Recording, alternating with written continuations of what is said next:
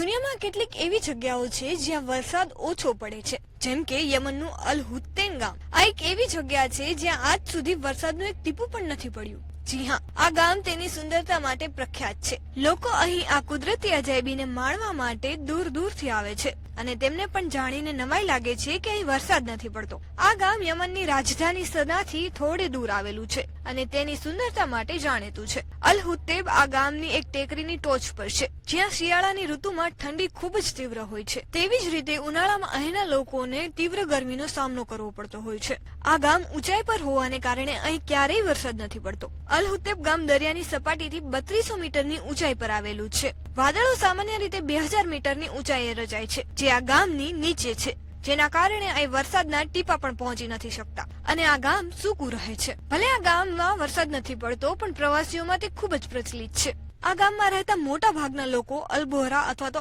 અલ મુકારામાં સમુદાયના છે. તેઓ યમન સમુદાય તરીકે ઓળખાય છે. અહીંની અનોખી પરંપરાઓ અને સંસ્કૃતિ તેને અલગ રીતે ઓળખ આપે છે. આવી જ માહિતી માટે જોતા રહો મંતવ્ય ન્યૂઝ.